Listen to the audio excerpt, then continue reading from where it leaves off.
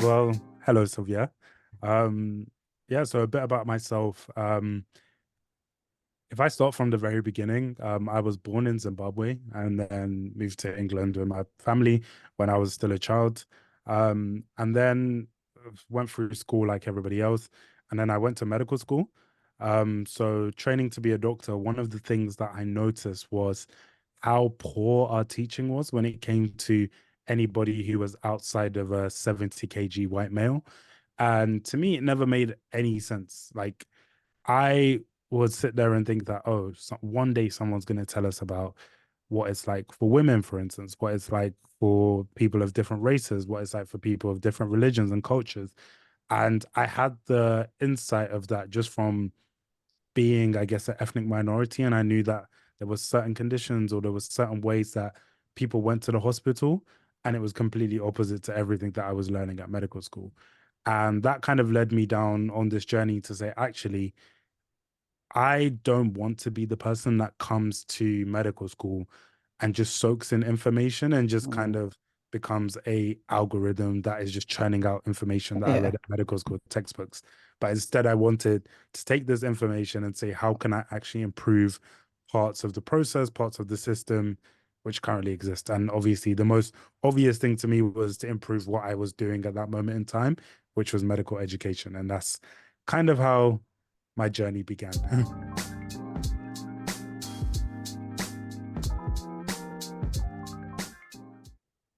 I think probably number one, the most obvious elephant in the room when I speak about this is naivety. In my head, the problem was not as big as it is. It was just very simple. Like, it's not that difficult to put a picture of eczema on darker skin in your lecture. Like, to me, it was literally that simple. And that was probably the motivating factor to say, actually, like, this is not that hard to do. Let me just go and do it. Obviously, with most things in life, once you start doing, you start to realize that there's actually 10 more layers to this problem. But even when I started to see those extra added layers, I still thought this is actually still relatively simple. And I think people overcomplicate such a simple problem because of this is how we've always done it. This is how medicine should be. And to this day, I wouldn't say I've figured out everything, but I would say that the problem is a lot simpler than the things that I see people writing in Wow. like all these like research papers and theories and all of this stuff. I think the hardest part of the problem is the actual doing part, which is where the issue lies, I guess.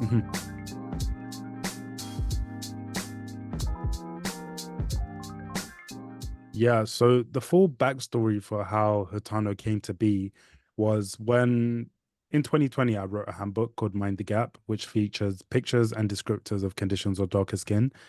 Off the back of that, we then launched a website which had it's still live, blackandbrownskin.co.uk. It has probably about 300 images of different conditions on darker skin.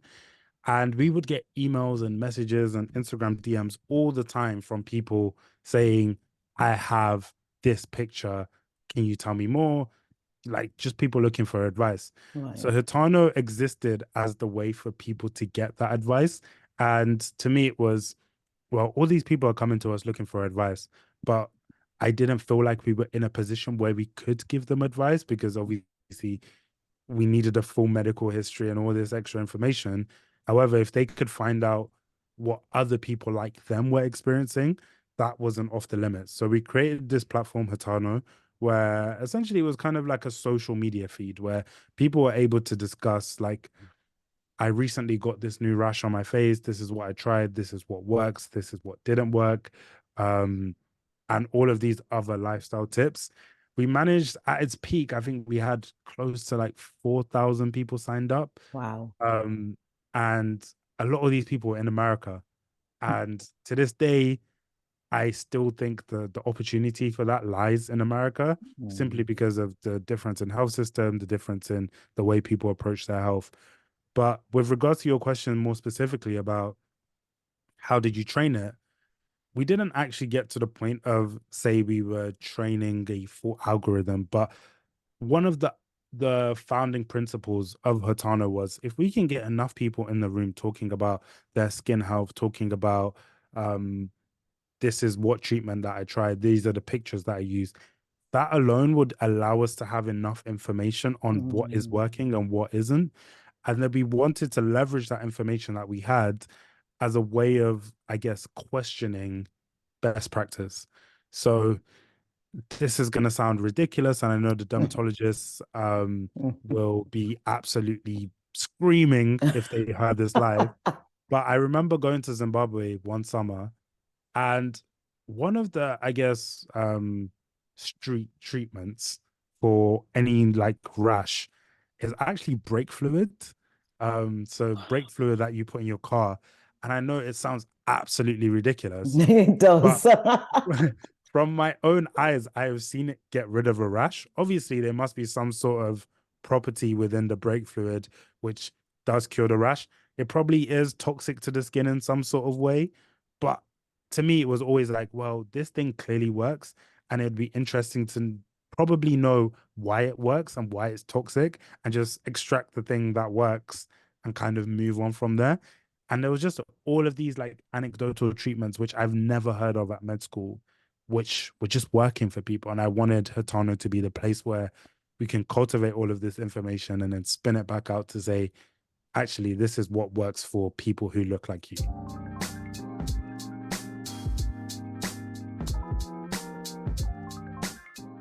So Malone, I've been really interested in dermatology, and that's obviously sort of your area of expertise or what you're studying, medical education.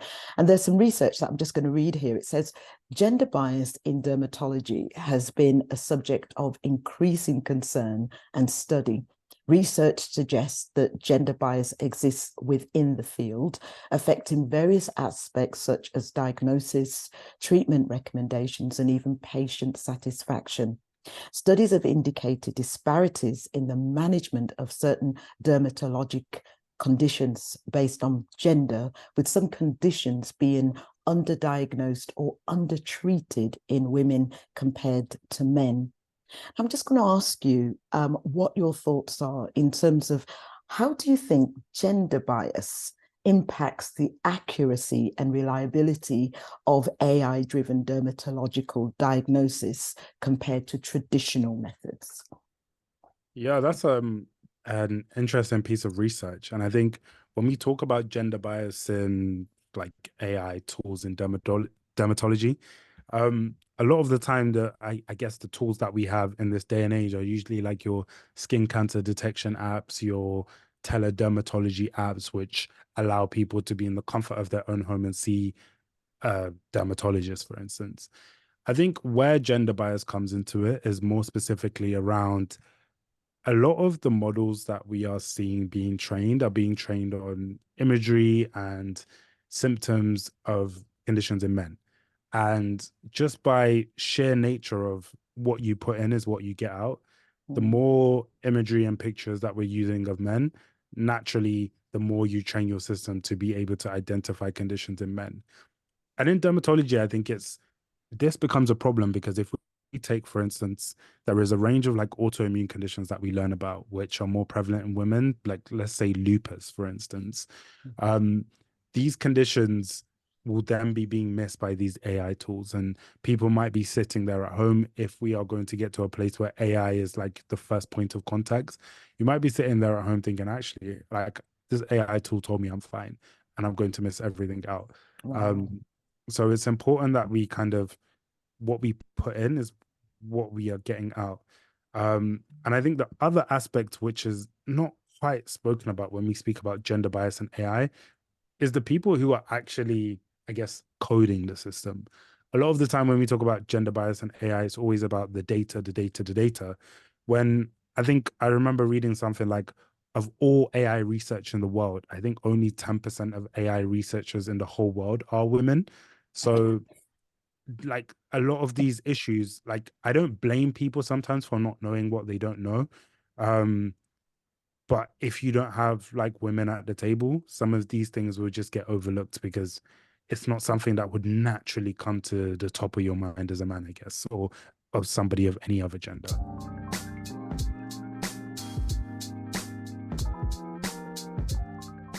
Mhm. Yeah, so At the moment, I would say, again, this is just in my experience, but I would say I don't think people are taking a active approach to particularly solving these issues. And I think the reason why people are not taking an active approach is because it's seen as something which is not that big of a problem. Like if we can just get the model working first, we will then add in women at a later date. But I think what people forget is the rate at which AI is moving and developing that later date, by the time you get to it, you might be so far gone Mm. that it's now really difficult to start incorporating the needs of women, for instance, into the picture. Um, and then when it comes to just like other aspects of making sure that we're incorporating women into the picture, I think for me, it boils down to everything before you actually get to the AI.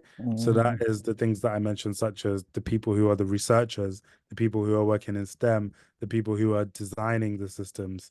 And then by the time you start to put policy in place to be able to have those women in the workplace, for instance, having favorable like maternity policies, that doesn't mean that means that women can actually progress at the same rate as men from the work. Yes. I think then you just have a knockdown effect into the systems that you're designing. And I think only when that starts to happen will you start to see, I guess, a better representation within the data sets.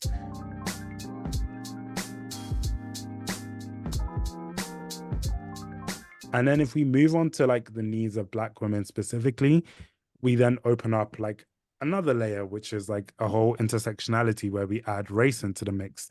And again, it's a case of you having that racial diversity throughout the whole process.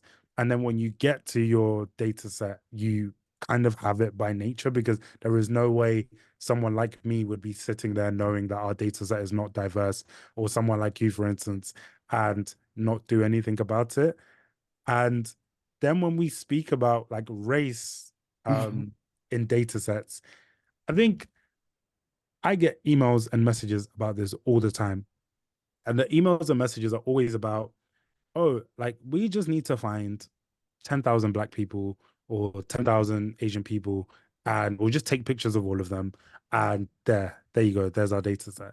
And I think from a first principles approach, this sounds like it makes a lot of sense and it sounds like a good idea. But then if we combine the layers, such as things, people not trusting the healthcare system, who are you? Why do you want my picture? What's in it for me? Mm. I think that is probably where that idea is just then very flawed because in my experience, again, what I found is that people are happy to kind of contribute their imagery and their, I guess, likeness um, to something that they feel like they're going to get something out of it. Whether that's, I guess, feeling like they're helping a social movement, fair enough, or feeling like they're getting paid, or feeling like they're actually getting help for whatever condition is on their skin, then people are happy to do so. But the problem is we are, I guess, trying to take an approach which seems like we get more than the person who's given us the pictures actually gets.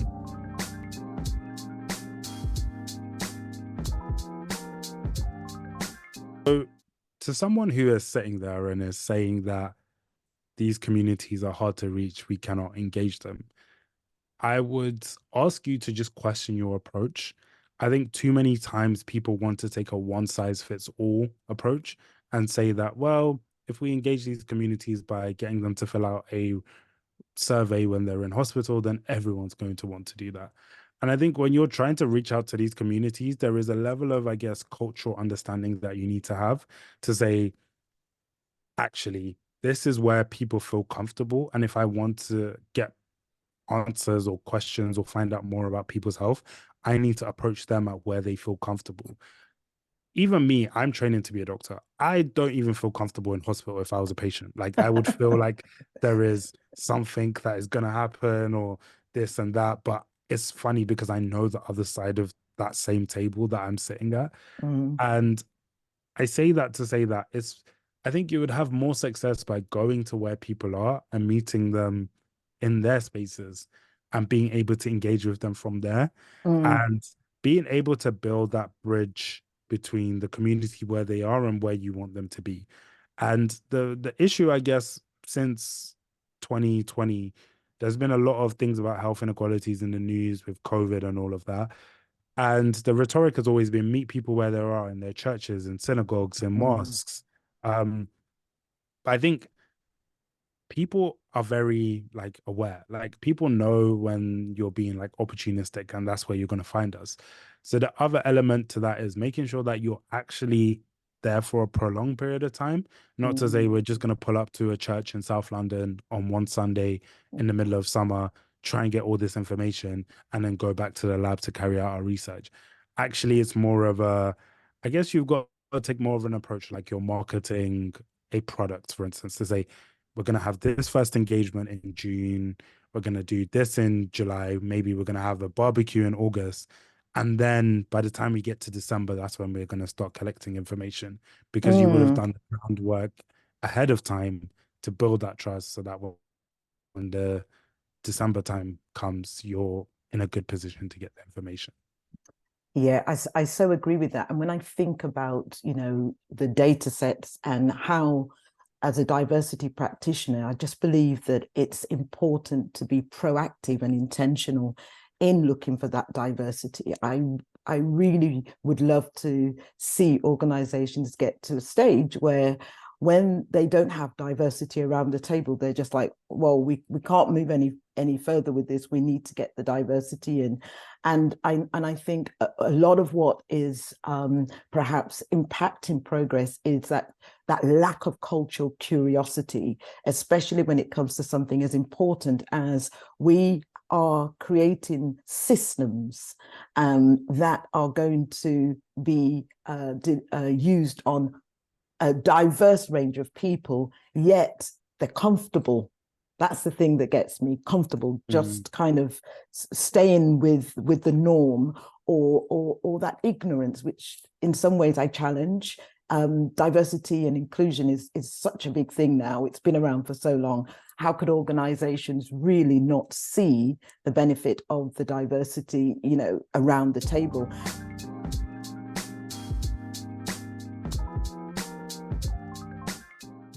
Yeah, like this is, I guess, this is like the really interesting point when it comes to the whole like diversity, equality, and inclusion um agenda in the UK and maybe in the US as well. I think the thing that people don't talk about a lot of the time is the commercial aspect, the financial aspect around all of it. And I think the way our healthcare system is designed in the UK, everything is very reactive, everything is very short term, everything is very, we only start to do something when there is a problem. Problem. And I think people take that same approach when it comes to diversity and inclusion. We only start to do something as soon as we realize that Black women are 4 times more likely to die. We only start to do something as soon as we realize COVID vaccine uptake is 22% in minority communities. And I think the reason why people do that is because they do not see the short term incentive at fixing the problem. And very simply, they feel like this is not something that actually moves the needle in the short Mm-hmm. term. Yeah. And because of cycles of, I guess, change of CEOs, change of people in power happening like every 5 years, for instance, I think people take the short term approach because it's what will keep them in their job. And if there was more incentive for long term health outcomes to be improved, I don't even think diversity and inclusion becomes a conversation because we know that when you have, for instance, if we look at the world of finance, when you have more diverse boards, those Mm, companies make more money. Like yes. it's a very simple, what you get in is what you get out. Yeah. So if we had a healthcare incentive structure which incentivizes long-term outcomes for the people involved, and when I say people involved, I specifically mean like the CEO of a hospital trust or anyone who's on that C-suite level board at a trust. If there was incentives which impact their performance, I think this is not a conversation. But because everything is very short term. Everything is how can we reduce hospital delays tomorrow? Like you have a hard time getting through to people when you're talking about like why it's important to have diversity at the table.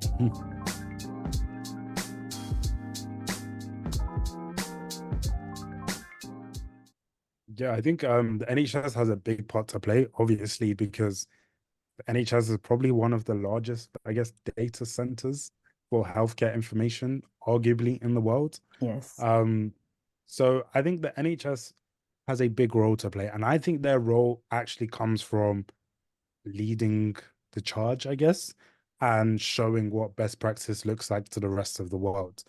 I don't actually, a lot of people talk about regulation in AI and regulation of models and everything. And I actually think with the way that people speak about regulation, it would actually do, I guess, more harm than good. Mhm. And when I say harm, I specifically mean harm to innovation, not harm to patients. Right. Obviously, people talk about the harm in the sense of, oh, will it be harming patients? And that part I completely understand. But I think when the conversation becomes so heavily reliant on regulation, I think we kind of go around in a massive circle where I feel like we don't end up doing anything because there is no way that we can regulate something that moves at the speed of AI at the pace that we want to regulate it at. Yeah. Because, for instance, 18 months ago, ChatGPT wasn't even a thing. And today you can have a full-blown conversation and use ChatGPT as a personal assistant. And 18 months from now, that's the level of change that we're talking.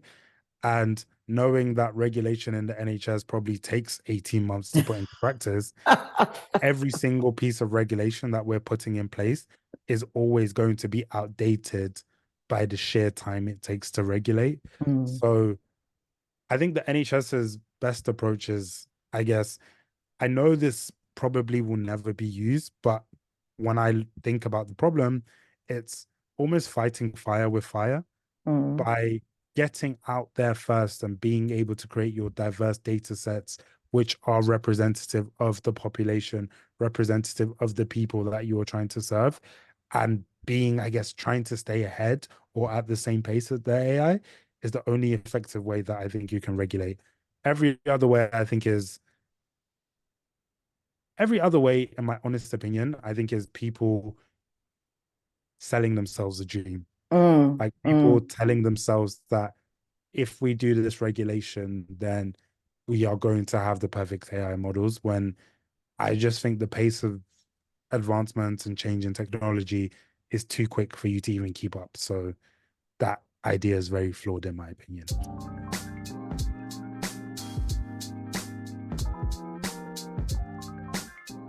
Yeah, so I think if the NHS big one of the biggest employers in the world, is a big company, it's probably never going to be able to move at speed. What they need to do is acknowledge their position that we probably will never be able to move at speed just because of the sheer size of our organization, and use that same, I guess, knowledge to empower smaller startups in the space. I know the NHS has a venture capital fund. So one of the things that the NHS can do is just pump more money into their venture capital fund, screening for startups who are working in AI, who are working in whatever sectors they want to choose. EDI. Yeah, exactly. So that way they are still putting their money where their mouth is, still being able to support these, I guess, more nimble, faster moving organizations and companies with the best practices from the NHS, but at the same time with the ability to move at speed as a startup. And I think there you kind of get that beautiful harmony where the NHS can still be, I guess, the leader in the space, but they're not Mm, necessarily the ones leading it. They're just kind of putting out support to the ones who are going to lead it from them.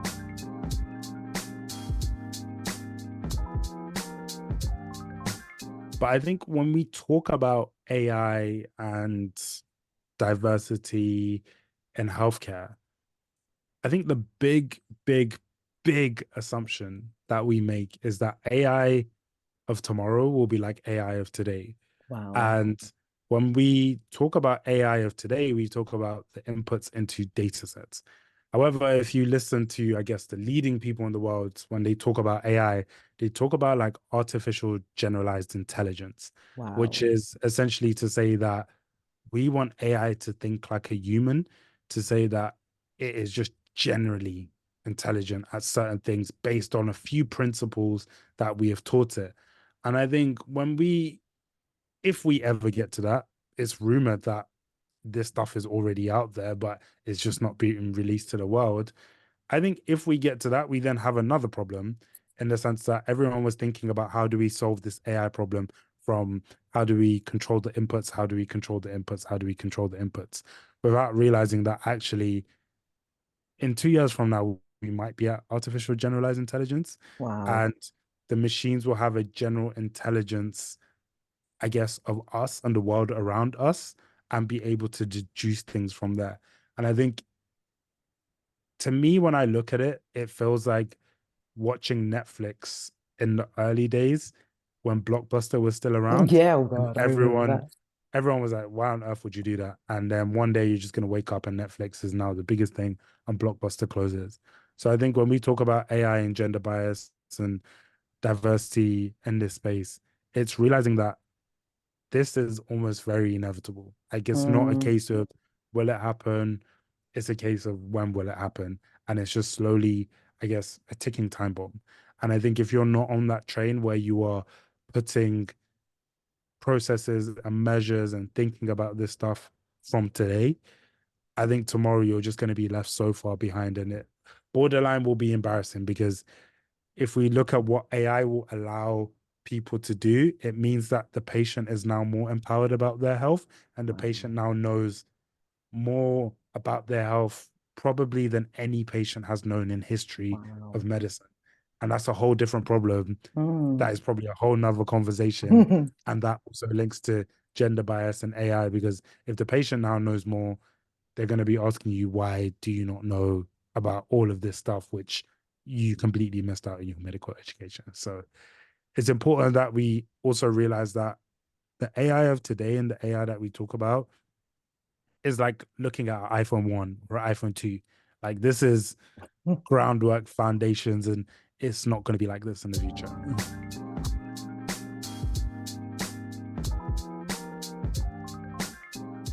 Yeah, there is a massive role that practitioners and consultants can play in addressing gender bias in AI. And I think the role that they can play is just, I guess, lived experience. They are able to know the experiences of their patients, they can bring them onto the table. And I think they're also able to know the stuff that they don't know. I know doctors are very, I guess, prideful people, so Mhm. don't really like to admit the stuff that they don't know. But Yeah. I think by admitting the stuff that you don't know, you expose the gaps in your knowledge. And potentially that's where AI comes in to say, Wow. you don't necessarily need to know all of this stuff inside out, but now that we know you don't know it, here's an artificial intelligence assistance which can supplement your knowledge. Um, and I think that's probably the best way that they play a role in that.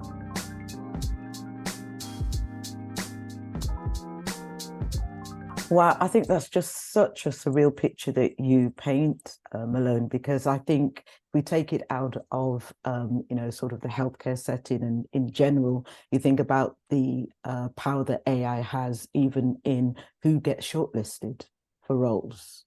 Mm, There's lots of things that AI is already blocking and changing. The other day, my daughter just said, she said, "Oh, Alexa, play some gospel music." And Alexa said, playing black gospel music. And she didn't ask for black gospel, she asked for gospel music. So, it's happening around us already, but we're probably not necessarily seeing it. If I think about the power of machines to interrupt and to influence my opportunities in life, it's a whole another board game. So for me now, you've just set this. mm. This Yeah, is I think it's dangerous. yeah, I think the other aspect of I guess gender bias in AI is like you just mentioned Alexa. When we talk about AI, like a lot of the time, I guess if you use like even if you speak to like Chat GPT with voice, or you speak to Alexa, or you speak to Siri, by default, most of these things are women, or like very feminine. Like Alexa Yes. is a girl's name. Siri, I think the standard programming is a woman's voice, unless you change it. Oh, and now my series come on. Ah.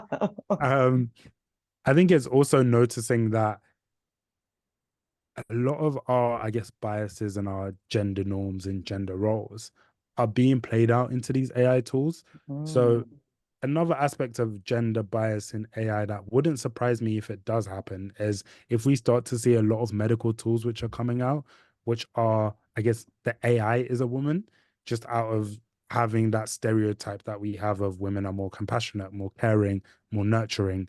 Um, and that again can cause a whole load of problems to say that when we are now having these AI systems which talk to women, we are now including these, I guess, gender stereotypes. But then mm, when we have these AI um, tools talking to men, maybe it doesn't perform in the same way because it yes. assumes that a man is like really tough and strong. But when it's a woman, it maybe over indexes on certain things. And when it's a man, it under indexes on certain things. So again, that's another aspect of that gender bias, which we might be just kind of walking on eggshells, not knowing that we're going there.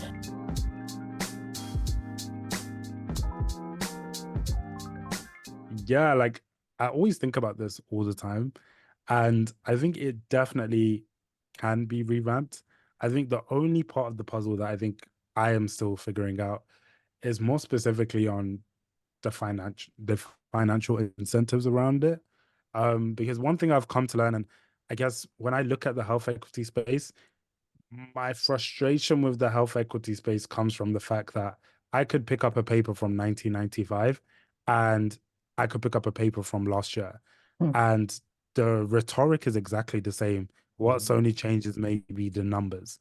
And to mm, me, it doesn't make sense how we feel like we are confusing motion with progress. Um, mm, and I think the reason why we are confusing motion with progress is because a lot of the work in this space is driven by like charities and individuals who are passionate about the problem. But I think if we really want to create something which really eradicates these problems, it needs to exist as a structure on its own, which can financially fend for itself. mm. Um, so in my head, this is a profitable company.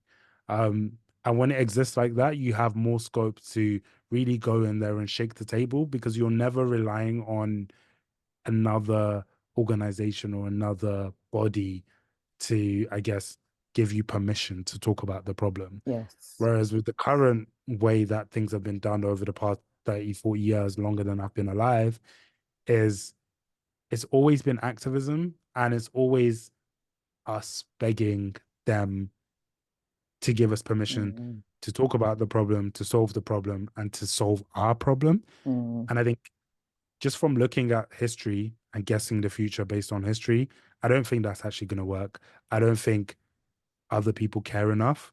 And I don't think until you shake the table enough, I don't think it will ever be a priority that's big enough. yeah. So when I figure that out, definitely it will be revamped. And I want it to be very much, I just want to go directly to the people that need the help. I don't want to waste my energy with trying to beg big institutions to, I guess, acknowledge the fact that there is these health inequalities. But instead, I want us to go directly to people who need the help and I guess make enough noise over there that it ends up being a thing that people just take us in. And I think Mm. when I look at Mind the Gap was exactly the same principle. I didn't spend a single day talking to big institutions to say, oh no, this is why you need to have diverse things. I just went straight to the people who need it and we Wow. then came back around. Wow. You know, just hearing you speak, Malone, I have great hopes for you. I actually believe you're going to succeed. So I'm definitely going to be watching this space. So thank you so much for taking the time, giving your time to have this interview. And I look forward to catching up with you soon. Thank you. Thank you so much.